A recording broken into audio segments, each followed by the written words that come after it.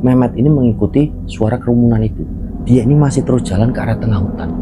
Dan gak begitu lama, Mehmet ini terdiam di situ karena dia ini melihat di tengah hutan yang sangat gelap di Gunung Slamet, dia ini melihat ada satu pasar tradisional. Dia ini ngerasa merindingnya luar biasa. Karena Mehmet ini yakin, ini bukan pasar manusia, ini pasarnya para lelembut.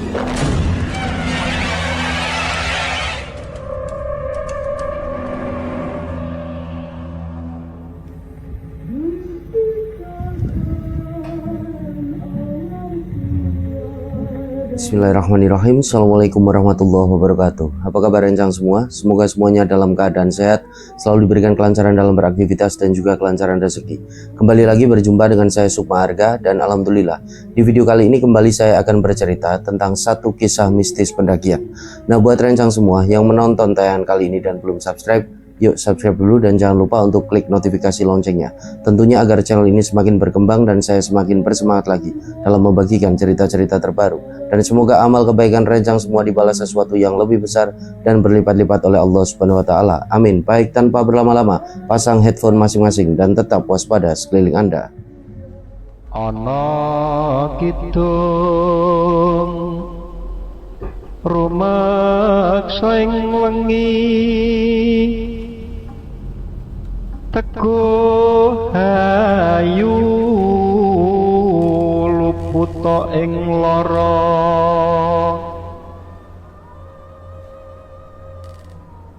Untuk cerita kali ini dibagikan oleh satu rencang kita yang namanya Mehmet. Mehmet ini berdomisili di Semarang, dan di tahun 2019 Mehmet ini sempat melakukan pendakian ke Gunung Slamet via Bambangan bersama 3 temannya. Nah, 3 teman Mehmet ini namanya Fahmi, Azam, dan Zaki.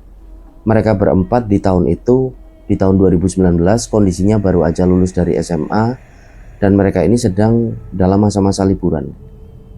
Nah, ketika dalam masa-masa liburan itu, mereka berempat ini seringkali ngumpul di salah satu warkop, warung kopi. Di sana mereka ngobrol, mereka berdiskusi mengenai kampus mana yang akan nantinya mereka ini pilih untuk mereka ini kuliah. Nah, waktu itu sebelum naik ke Gunung Slamet via Bambangan di tahun 2019 itu, kondisi dari mereka berempat ini sudah pernah 2 kali naik gunung.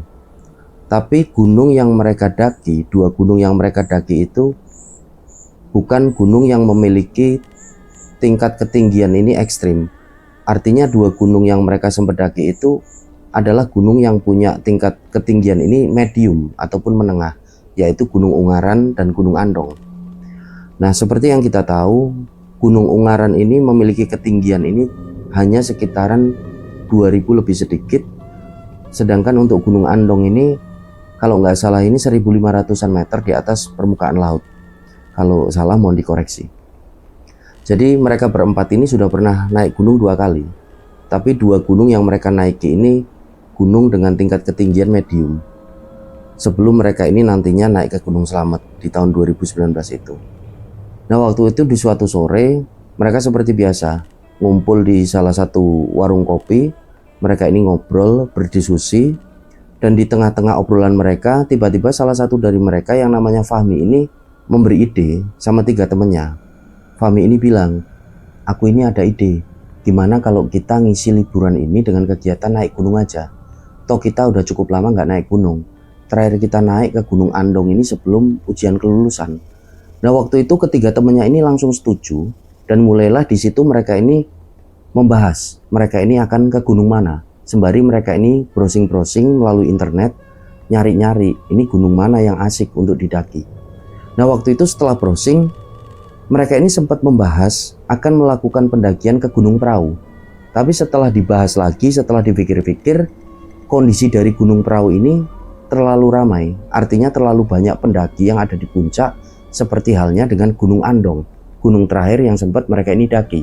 Sedangkan mereka berempat ini ingin suasana ini yang lebih tenang, gunung ini yang nggak begitu ramai. Akhirnya mereka ini browsing lagi.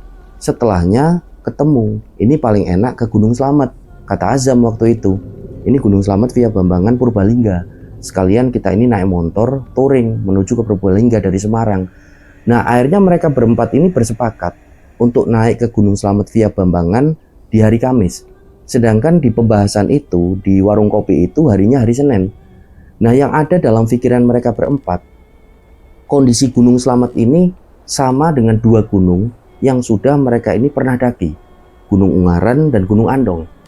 Tapi seperti yang kita tahu rencang semua, Gunung Slamet, Gunung Semeru, intinya gunung-gunung dengan ketinggian 3000 meter lebih di atas permukaan laut ini kondisinya sangat berbeda. Jadi mulai jalur pendakiannya berbeda, tingkat kestabilan cuaca ini berbeda. Tapi yang ada di pikiran mereka berempat ini, semua gunung ini sama. Akhirnya mereka ini bersepakat dan mereka ini nekat akan berangkat ini cuma berempat. Artinya nggak ngajak teman yang sudah berpengalaman naik ke gunung-gunung yang tinggi, ataupun mereka ini akan menyewa jasa porter ataupun guide. Jadi mereka ini nekat akan naik ke Gunung Slamet ini cuma berempat, tanpa memikirkan tingkat keselamatan ataupun safety dari diri mereka. Nah, akhirnya mereka ini bersepakat akan naik di hari Kamis. Singkat cerita, di hari Selasanya mereka semua ini mulai menyewa peralatan pendakian di salah satu rental outdoor, karena kondisinya mereka berempat ini sama sekali nggak punya alat-alat gunung. Jadi mereka ini nyewa tas keril, mereka nyewa sepatu, trekking pole, tenda, alat masak, dan lain sebagainya. Setelahnya peralatan pendakian ini dikumpulkan jadi satu di rumahnya Mehmet, dan di keesokan harinya di hari Rabu mereka kembali berkumpul di rumahnya Mehmet. Mereka mulai belanja logistik, mereka belanja bahan makanan, mereka belanja minuman, dan semua logistik ini pun dikumpulkan di rumahnya Mehmet.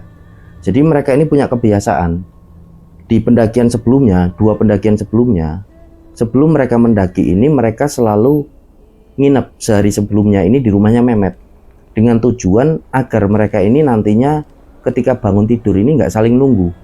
Jadi mereka ini akan bangun bersama-sama dan langsung berangkat biar nggak memakan waktu. Mereka berempat ini punya kebiasaan seperti itu. Nah, akhirnya di hari Rabu mereka ini semuanya menginap di rumahnya Mehmet, dan waktu itu di sekitaran jam 10 malam Mehmet ini sempat bilang sama ketiga temennya, udah kita langsung tidur aja, besok kita biar nggak kesiangan, kan jaraknya juga cukup jauh dari Semarang ini. Nanti kita lewat Pantura saja, kita mentok sampai Pemalang dan ngambil jalur selatan, kata Mehmet. Yuk kita langsung istirahat aja. Nah, ketiga temennya ini langsung setuju. Si Fahmi, si Azam, si Zaki ini langsung setuju. Mereka ini tidur di kamarnya Mehmet. Jadi satu, mereka ini tidur. Nah, ketika tidur ini, Mehmet ini sempat mengalami satu mimpi. Jadi dalam mimpinya Mehmet ini ketemu dengan ibunya. Mimpinya ini aneh. Padahal ibunya Mehmet ini ya ada di rumah. Tapi Mehmet ini mimpi ketemu dengan ibunya di satu tempat. Jadi tempat ini sangat gelap. Waktu itu hanya ada gelap, dan Mehmet ini melihat ada ibunya ini berjalan menghampiri Mehmet. Nah, selain dari itu, Mehmet ini juga mendengar seperti ada suara riuh orang-orang ini yang ngobrol, tapi suara-suara ini terdengar cuma samar-samar aja. Nah, waktu itu ibunya ini menghampiri Mehmet. Ibunya ini bilang sama Mehmet, "Le, kowe mbok gak usah munggah gunung. Nek iso kowe gak usah munggah gunung. Ibu iki khawatir." Nah, di situ Mehmet ini menjawab dalam mimpinya itu, "Loh lah, khawatir kenapa, Bu? Toh Mehmet ini udah berkali-kali naik gunung sama teman-teman, gak pernah ada apa-apa. Gak tahu, Le. Ibu khawatir aja. Kalau bisa kamu nggak usah naik gunung." Dan setelah ibunya berbicara seperti itu, Mehmet dan ibunya ini berbicara dalam mimpinya Mehmet, tubuh Mehmet ini seperti ada yang mengguncang-guncangkan. Nah, Mehmet ini bangun, dan dari situ Mehmet ini baru sadar kalau ternyata dia ini baru saja mengalami satu mimpi. Mehmet ini dibangunin sama teman-temannya. "Met, tangi Met, wes awan tangi. Met, bangun Met, udah siang." Nah, Mehmet ini bangun, dan setelahnya mereka berempat ini semuanya mandi, dan mereka ini sarapan. Setelah sarapan mereka ini checking ulang perlengkapan pendakian mereka, logistik mereka yang akan mereka bawa ke Gunung Slamet. Semua perlengkapan logistik ditaruh di teras rumahnya Mehmet. Di teras rumah ini mereka lanjutkan dengan ngopi-ngopi sebelum mereka ini berangkat. Nah, karena keasikan ngobrol, mereka bercanda sembari ngopi itu, mereka berempat ini jadi lupa waktu. Barulah di sekitaran jam 10 siang, Mehmet ini bilang sama tiga temennya, "Yuk teman-teman langsung berangkat aja. Ini udah hampir jam 10. Kita nggak tahu nanti sampai sana ini jam berapa." Karena memang mereka berempat ini baru kali pertama itu akan menuju ke Purbalingga. Jadi jarak tempuh Semarang sampai ke sana ini mereka ini nggak tahu. akan memakan waktu ini sampai berapa jam. Nah, ketiga temannya ini setuju. Kemudian Mehmet ini masuk ke dalam rumah. Mehmet ini mau pamit dengan ibunya. Nah, ketika pamit dengan ibunya, kejanggalan pertama ini sebenarnya sudah ditangkap oleh Mehmet. Karena ketika Mehmet ini pamit, jawaban dari ibunya ini sama persis dengan apa yang Mehmet ini dengar dalam mimpinya semalam. Jawaban ibunya ini sama persis. Le, kok gak usah munggah gunung. Kalau bisa gak usah naik gunung. Ibu ini khawatir. Nah, Mehmet ini kan kaget. Mehmet ini juga heran loh. Kok jawaban dari ibuku ini sama dengan apa yang tak dengar dalam mimpiku semalam. Nah, waktu itu Mehmet ini menjawab, loh lah ibu ini kenapa bu kok khawatir? Mehmet ini kan udah beberapa kali naik gunung sama teman-teman dan alhamdulillah nggak pernah ada apa-apa bu. Ya nggak tahu leh, ibu ini khawatir aja. Tapi kalau memang kamu ini sudah niat naik gunung, ya sudah, yang penting hati-hati dan jangan lupa berdoa. Nanti tak sampaikan sama bapak, tak pamitin sama bapak kalau kamu ini naik gunung ke Gunung Slamet. Karena memang bapaknya dari Mehmet ini sudah berangkat kerja di pagi hari. Setelahnya Mehmet ini pun sungkem dengan ibunya. Teman-teman dari Mehmet juga sungkem semuanya. Mereka ini bersiap-siap akan berangkat menuju ke Purbalingga. Nah, sebelum berangkat, Mehmet ini sempat batin, ini jangan-jangan pertanda apa ya? Kok ini sama persis jawaban ibuku ini dengan apa yang ibu ini katakan dalam mimpiku semalam. Tapi akhirnya pikiran-pikiran negatif itu ditepiskan oleh si Mehmet. Mehmet ini cuma berpikir positif. Ya namanya juga bunga tidur, namanya juga mimpi. Ya sudahlah, aku tak berangkat aja, bismillah, gak ada apa-apa. Nah, setelah berdoa, mereka berempat ini pun berangkat dari Semarang ini menuju ke Purbalingga. Jadi mereka ini pakai 2 sepeda motor, mereka ini saling berboncengan, dan mereka ini melewati jalur Pantura. Nah, singkat cerita, mereka ini udah sampai di kota Pemalang, dan sampai di kota Pemalang ini mereka ngambil jalur ke arah selatan. Nah, mereka ini melewati jalur Pemalang Selatan, di mana jalur ini pegunungan, dan sampai di sekitaran daerah Bobotsari, udah hampir masuk ke Purbalingga pada sekitaran jam 5:30 sore. Ada satu kendala. Jadi motornya Mehmet ini tiba-tiba nggak tahu kenapa mogok begitu aja, dan kerusakannya waktu itu entah apa. Nah, beruntungnya walaupun hari ini sudah sore di sekitaran jam 5:30 dan kondisinya waktu itu gerimis di sekitaran daerah Bobotsari, bengkel ini masih ada yang buka. Nah, akhirnya motor ini dimasukkan ke dalam bengkel, dan tukang bengkelnya ini mau nggarap motornya dari Mehmet karena kemungkinan kasihan walaupun hari ini sudah sore. Nah, motor ini mulai digarap dan sampai pada sekitaran jam 6:30 malam barulah motor Mehmet ini jadi. Mehmet ini mengucapkan banyak terima kasih dengan tukang bengkelnya. Setelahnya mereka berempat ini melanjutkan perjalanan untuk menuju ke basecamp Bambangan.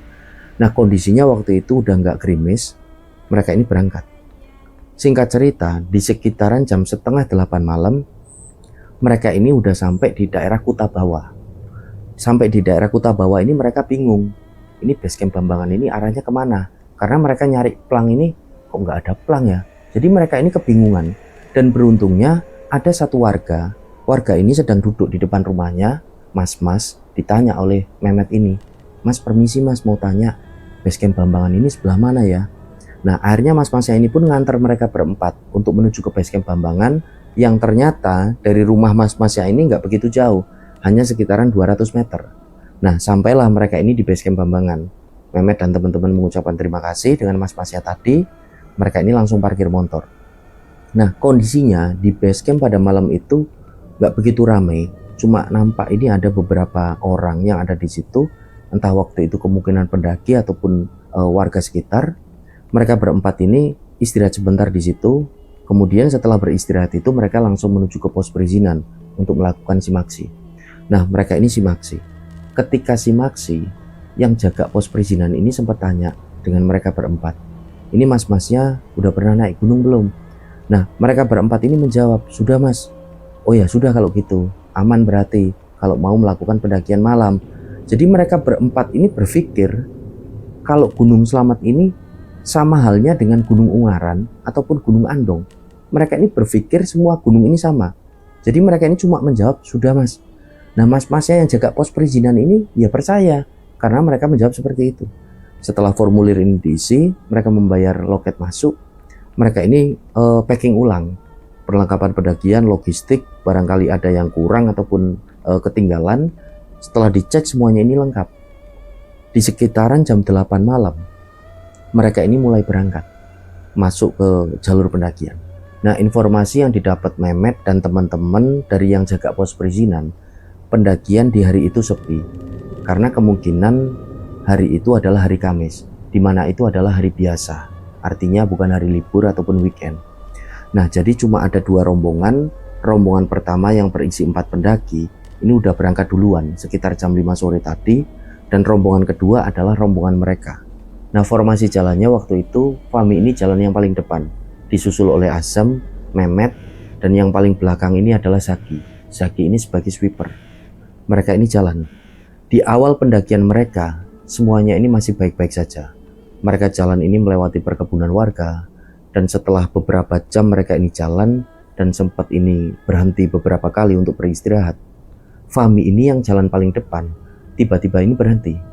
Nah, teman-teman ini tanya dari belakang, kenapa Mi kok berhenti? Lanjut aja, kita masih kuat.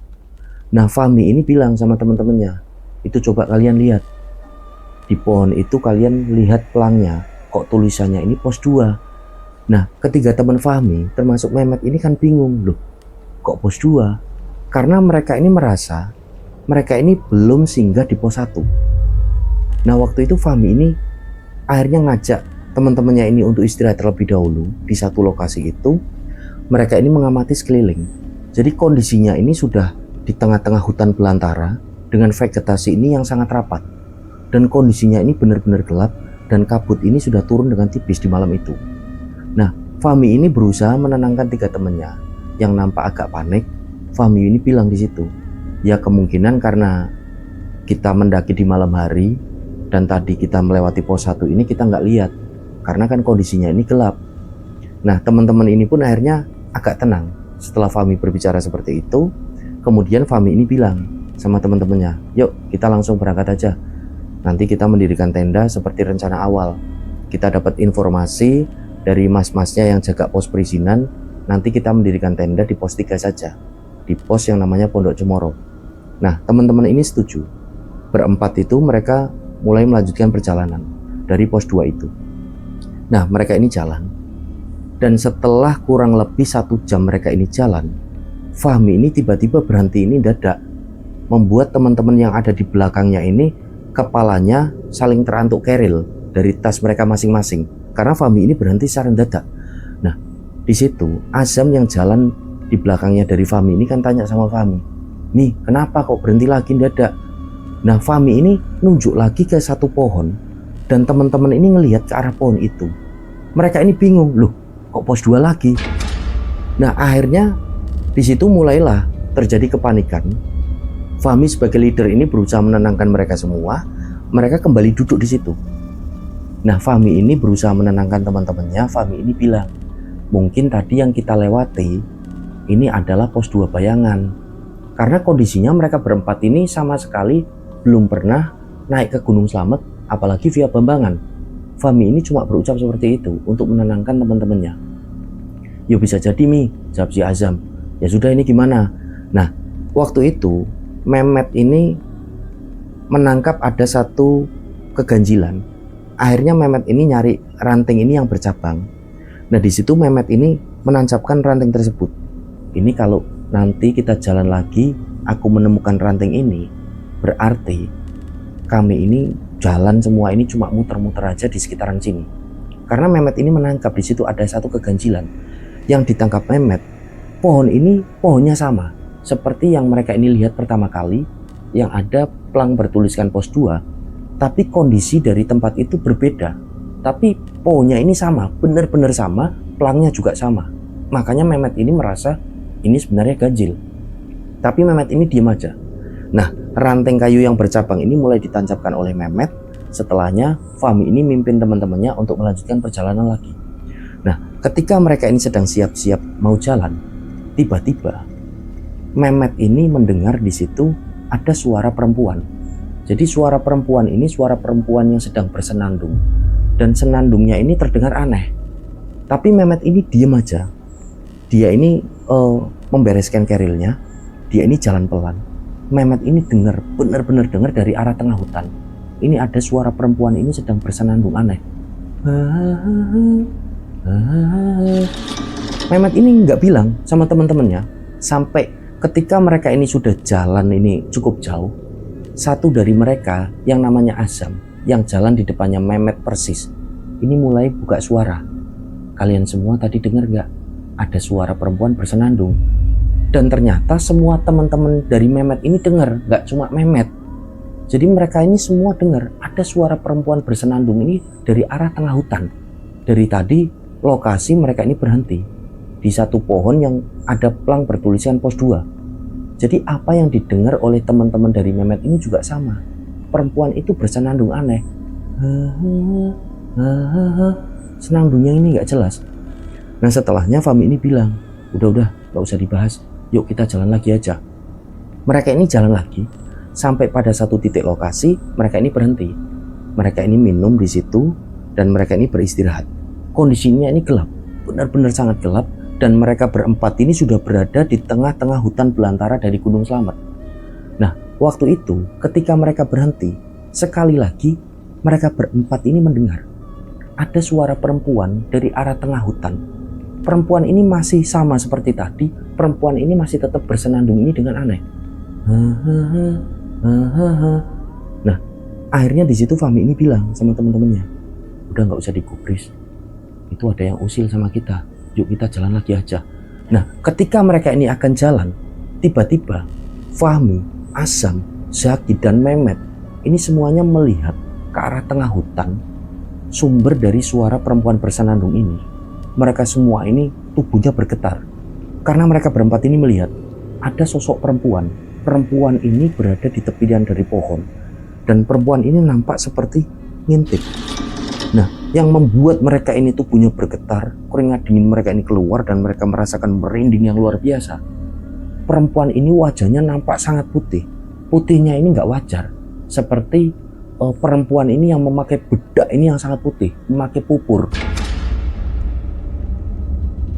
Nah disitulah Fahmi ini bilang sama teman-temannya, yuk kita jalan, kita terus melantunkan sholawat, kita berdoa, yuk bareng-bareng kita jalan aja, udah nggak usah diurusin, ini kok ada yang usil. Nah teman-teman ini cuma diem, termasuk Mehmet ini cuma diem aja. Mereka pun lanjut jalan lagi. Nah setelah mereka ini jalan, suara senandung dari perempuan ini udah nggak kedengeran, dan mereka ini sesekali ngelirik ke arah tengah hutan. Perempuan ini udah nggak kelihatan. Sampai pada satu titik lokasi, mereka ini berhenti lagi. Mereka ini ngelihat jam. Loh, ini udah sekitaran 1:30, udah dini hari. Kok mereka ini udah berjam-jam, belum juga nyampe di pos 3. Apalagi informasi yang mereka dapat dari yang jaga pos perizinan, sebelum mereka ini sampai di pos 3 Pondok Cemoro, mereka ini akan ketemu dengan satu persimpangan. Di mana persimpangan ini satu jalur yang mereka lewati dari arah Bambangan, dan satu jalur ini dari arah Dipajaya yang ada di Pemalang. Tapi mereka ini belum ketemu dengan jalur percabangan sama sekali. Dan pos 3 ini lokasinya ini ada di mana? Mereka ini berhenti lagi di satu titik lokasi. Nah waktu itu mereka ini benar-benar bingung dan mereka ini udah mulai ketakutan. Nah di situ kondisinya ini gelap. Fahmi ini duduk di samping dari teman-temannya dan Fahmi ini tanya di situ sama teman-temannya, Zam, aman Zam? Nah Azam ini yang ada di sebelahnya ini menjawab, aman. Met, aman Met. Aman. Zak, aman ya Zak? Zak, aman ya Zak? Zaki ini nggak menjawab. Nah secara otomatis Fahmi, Azam dan Mehmet ini pun langsung memalingkan wajah mereka ini ke arahnya si Zaki. Dan setelah diterangi, Zaki ini udah nggak ada. Nah Mehmet ini bingung di situ sama teman-teman. Loh, lah Zaki ini di mana? Met, Zaki di mana Met? Tanya Fahmi. Loh aku ya nggak tahu, tadi Zaki ini masih ada di belakangku kok.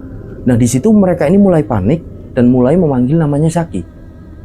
Nah waktu itu ketika dipanggil ini Zaki ini nggak kunjung menyahuti. Sampai 15 menit mereka ini coba nyari di sekitaran lokasi itu. Mehmet ini pun memutuskan, wes gini aja, aku tak turun sedikit, nanti barangkali Zaki ini ketinggalan di belakang. Nah si Fahmi sama si Azam ini pun setuju. Ya sudah, kami tak nyari di sekitaran sini, aku tak agak ke atas, kata si Fahmi. Akhirnya Mehmet ini pun lepas tas kerilnya. Dia ini jalan turun. Dia ini cuma berbekal dengan headlamp. Mehmet ini jalan. Nah, ketika Mehmet ini jalan, Mehmet ini benar-benar kaget karena dia ini ngelihat ranting pohon bercabang yang sempat dia tancapkan di area dari pos 2. Ketika mereka tadi melihat satu pohon yang ada plang bertuliskan pos 2. Nah, Mehmet ini bingung, loh. Mehmet ini ngerasa dia ini sama teman-teman ini jalan udah berjam-jam lamanya sampai di lokasi Zaki ini menghilang. Dan ketika turun, nggak ada 5 menit, Mehmet ini ngelihat ranting yang dia tancapkan, ranting yang bercabang yang ada di pos 2. Nah, waktu itu Mehmet ini menghampiri ranting itu. Dia ngelihat sekeliling. Tempatnya ini berbeda lagi, bukan pos 2. Dan dia ini ngelihat lagi di situ ada satu pohon. Pohon ini sama persis. Dan ada plang bertuliskan pos 2. Nah, disitulah Mehmet ini ngerasa, oh ini udah nggak beres. Berarti dari tadi kami ini jalan muter-muter nggak karuan. Nah, di situ Mehmet ini mulai manggil namanya Zaki. Dia ini udah nggak peduli. Bodoh amat lah, yang penting Zaki ini ketemu dulu. Jadi Mehmet ini mengesampingkan rasa takutnya, dia ini fokus untuk nyari sahabatnya si Zaki. Nah, waktu itu Mehmet ini karena penasaran, ini kok sampai di pos 2 ini kok cepet bener aku. Jalan ini nggak ada 5 menit. Mehmet ini mencoba untuk naik lagi ke atas. Dia ini ngecek, ini bener nggak ada 2 temennya nggak di atas. Dan ternyata setelah dicek oleh Mehmet, di atas ini nampak ada 2 mata senter. Dimana Mehmet ini yakin betul ini 2 mata senter ini punya si Fahmi sama si Azam. Oh, jadi berarti bener. Aku ini berarti sama teman-teman tadi ini seperti tersesat, muter-muter nggak karuan. Karena dari pos 2 ini kok sampai di atas tempat Zaki ini menghilang kok ternyata cepet banget. Nah, Mehmet ini tetap mengesampingkan rasa ganjilnya itu. Mehmet ini fokus untuk tetap nyari Zaki. Dia ini turun lagi dari arah pos 2 itu, dan baru aja Mehmet ini jalan untuk turun untuk nyari Zaki dari pos 2 itu, tiba-tiba Mehmet ini mendengar lagi ada suara perempuan tadi yang bersenandung aneh. Nah, Mehmet ini diem. Dia ini ngelirik ke arah kiri, ke arah tengah hutan, dan bener aja Mehmet ini ngelihat di situ ada satu sosok perempuan. Sama seperti tadi, perempuan ini berdiri di tepi pohon. Wajahnya ini benar-benar putih, putihnya nggak wajar, seperti pakai popur, pakai bedak. Posisinya ini berdiri sembari bersenandung aneh. Nah, di situ Mehmet ini benar-benar udah nggak kuat. Dia ketakutan. Dia ini tetap lanjut jalan turun. Dia ini fokus untuk nyari Zaki. Ya Allah, ya Allah. Dia ini terus bersolawat. Dia baca-baca sebisanya. Sampai pada satu titik Mehmet ini berhenti. Karena Mehmet ini mendengar dari arah tengah hutan suara perempuan bersenandung aneh ini udah nggak kedengeran. Ini berganti dengan suara seperti keramaian. Nah, waktu itu Mehmet ini sempat mikir, duh, jangan-jangan Zaki ini kenapa-kenapa. Terus ditemuin para pendaki lain, Zaki ini sedang ditolong. Jadi Mehmet ini sempat punya pemikiran seperti itu. Akhirnya Mehmet ini mengikuti sumber suara itu, sumber suara keramaian itu. Awalnya ini terdengar samar-samar. Mehmet ini jalan ke arah tengah hutan. Dan setelah setengah jalan, Mehmet ini baru seperti ngeh. Dia ini seperti baru menyadari. Suara ini semakin terdengar jelas. Kerumunan orang ini, keramaian semakin terdengar jelas. Tapi Mehmet ini seperti baru menyadari. Loh, kok ini jalannya ke arah tengah hutan? Harusnya nggak di tengah hutan kalau ada pendaki yang nemuin Zaki. Di situ Mehmet ini baru seperti ngeh, seperti tersadar. Tapi karena rasa pedulinya dengan Zaki, Mehmet ini sekali lagi mengesampingkan rasa takutnya. Mehmet mengesampingkan pikiran-pikiran negatifnya. Mehmet ini mengikuti suara kerumunan itu. Dia ini masih terus jalan ke arah tengah hutan. Dan gak begitu lama, Mehmet ini terdiam di situ karena dia ini melihat di tengah hutan yang sangat gelap di Gunung Slamet, dia ini melihat ada satu pasar tradisional. Nah, disitulah Mehmet ini yakin betul. Dia ini ngerasa merindingnya luar biasa. Karena Mehmet ini yakin ini bukan pasar manusia, ini pasarnya para lelembut. Karena nggak mungkin di tengah-tengah hutan belantara di malam hari di Gunung Slamet ini kok ada pasar di atas gunung. Mehmet ini yakin betul ini bukan pasar manusia. Nah, di tengah kebingungan dan ketakutannya itu, Mehmet ini masih berusaha untuk tetap fokus nyari si Zaki. Mehmet ini memberanikan diri untuk mulai jalan pelan ini melewati keramaian dari pasar itu. Mehmet ini jalan pelan-pelan. Nah, yang dilihat Mehmet, pasar yang ada di sana ini layaknya pasar tradisional pada umumnya. Ada yang jualan buah, ada yang jualan ikan, ada yang jualan sayur, jualan jamu, dan lain sebagainya.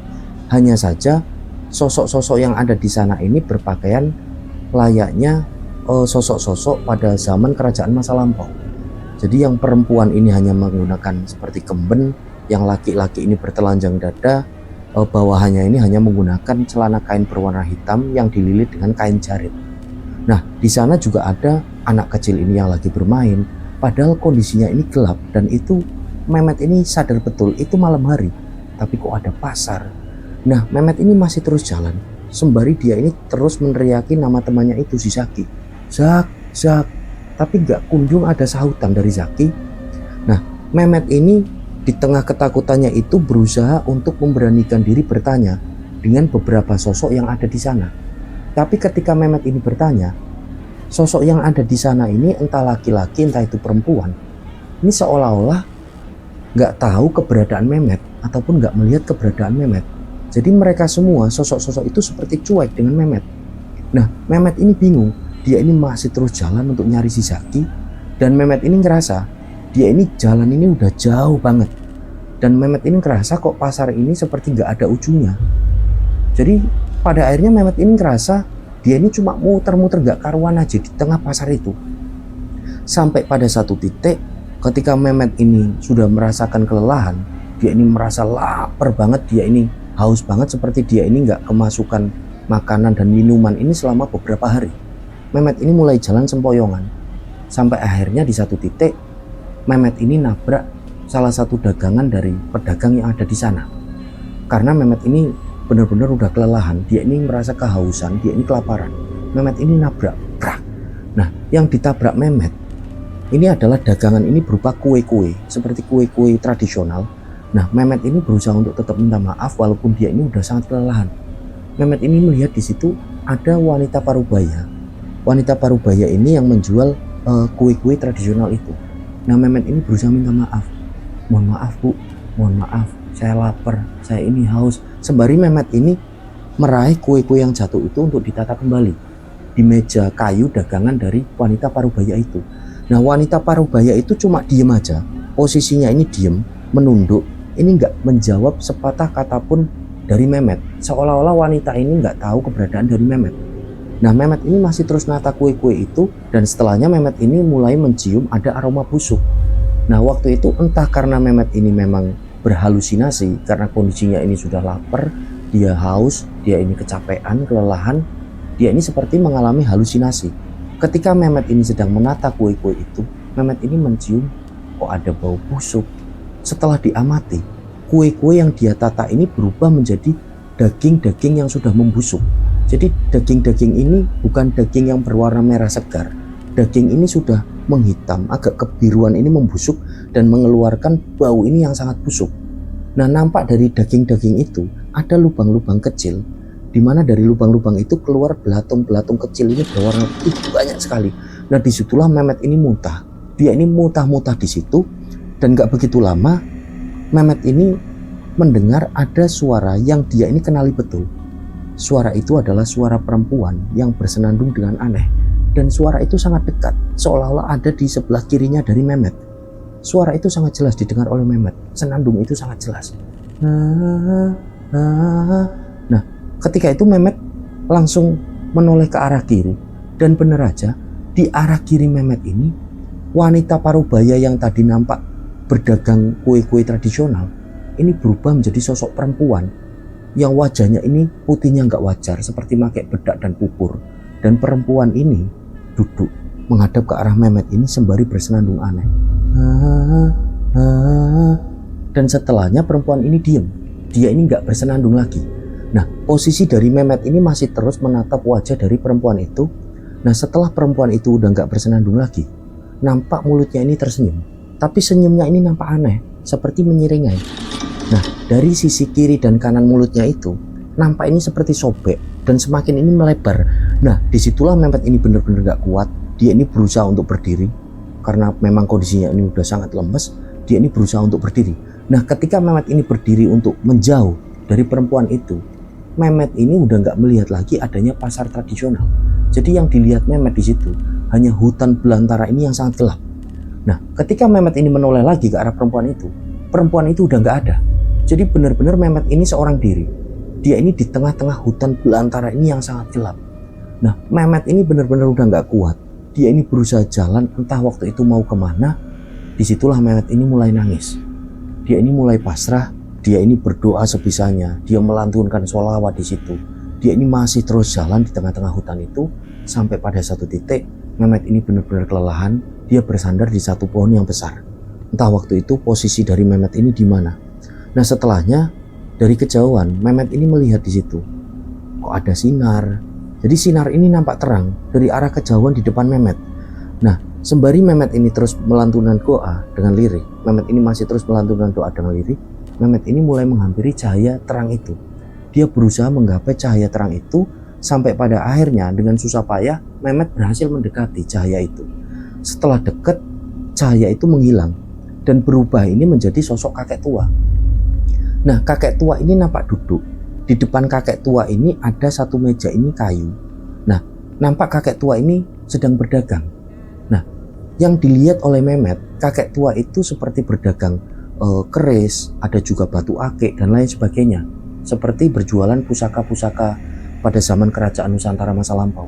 Nah, disitulah Mehmet ini memberanikan diri untuk bertanya, karena Mehmet ini udah banget ini putus asanya. Dia ini bertanya di situ, "Mbah, ini jalan keluar dari hutan ini kemana ya?" Nah, setelahnya kakek tua ini berdiri menghampiri Mehmet. Kakek tua ini menepuk pundaknya dari Mehmet. Nah, setelah ditepuk oleh kakek tua itu pundak dari Mehmet, Mehmet ini merasa seperti energinya ini tumbuh kembali. Ada kekuatan lagi dalam dirinya Mehmet. Mehmet ini merasa baik-baik aja, bugar. Nah, disitulah kakek tua ini berbicara kepada Mehmet, "Le, kowe saiki kowe melu dalan setapak iki. Sekarang kamu melewati jalan setapak ini. Kamu ikuti jalan ini. Nanti kalau kamu melihat ada dua pohon besar, itu berarti kamu sudah mau keluar dari wilayah ini. Sudah, kamu pulang sekarang. Ini bukan tempatmu. Sekarang kamu jalan mengikuti jalan setapak ini. Manut sama simbah, nurut sama kakek." Nah, waktu itu si Mehmet ini udah gak bisa mikir apa-apa lagi. Dia ini hanya bisa mengiyakan. "Oh iya mbah, pokoknya kamu jalan ya, ada dua pohon besar, nanti kamu keluar dari gerbang wilayah yang ada di sini." Mehmet ini udah gak mikir apa-apa lagi. Dia ini udah sadar kalau dia ini masuk ke dimensi lain. Mehmet ini berada di alam jin. Dan Mehmet ini juga yakin kalau kakek tua ini adalah jin, bangsa jin, dan kemungkinan itu bangsa jin yang baik. Nah, informasi dari Mehmet, sosok kakek tua ini berbeda dengan sosok-sosok yang sempat Mehmet lihat tadi di pasar tradisional. Sosok kakek tua ini menggunakan kain ini berwarna putih seperti baju untuk haji itu, dan kepalanya ini seperti diikat ini dengan sorban. Sorban ini juga berwarna putih. Kakek ini wajahnya nampak cerah, berjanggut putih, dan wajahnya ini cerah seperti mengeluarkan sinar ini yang benar-benar meneduhkan. Nah, disitulah Mehmet ini nurut. Mehmet ini mengucapkan terima kasih. Nah, disitulah Mehmet ini jalan karena kondisi badannya ini udah mulai bugar lagi setelah tadi bahunya seperti ditepuk oleh sosok kakek tua ini. Mehmet ini mulai jalan mengikuti jalan setapak itu. Dan gak begitu lama, Mehmet ini noleh ke arah kakek tua itu. Kakek tua itu udah gak ada.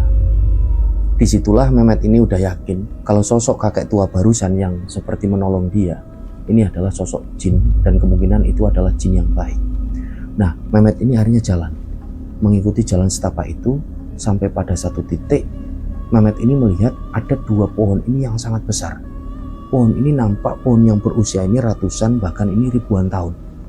Mehmet ini masih jalan, dan kondisi ini masih gelap di tengah hutan itu. Nah, setelah Mehmet ini berhasil melewati dua pohon besar itu, Mehmet ini melihat di situ ada jalur. Jalur ini Mehmet kenali betul kalau jalur ini adalah jalur pendakian. Karena Mehmet ini ketika naik ke Gunung Slamet, ini melihat jalurnya seperti itu, treknya itu seperti itu. Nah, Mehmet ini yakin ini jalur pendakian. Tapi kondisinya ini masih gelap dan berkabut, jadi kemungkinan kondisi ini masih malam. Mehmet ini akhirnya jalan turun mengikuti jalur pendakian itu. Nah, baru aja Mehmet ini melangkahkan kaki, Mehmet ini melihat di situ ada satu plang. Plang ini bertuliskan Samarantu. Nah, Mehmet ini jadi ingat kalau dia ini sempat browsing-browsing sama teman-temannya di warung kopi sebelum mereka naik ke Gunung Slamet. Ada satu pos yang konon kata para pendaki ini, pos Samarantu ini adalah pos yang paling wingit, pos yang paling angker. Nah, disitulah Mehmet ini mulai ketakutan. loh aku ini ada di Samarantu. Dia ini mulai jalan. Dia ini jalan agak cepat untuk turun. Sampai pada satu titik lokasi Mehmet ini kelelahan. Dia ini berhenti.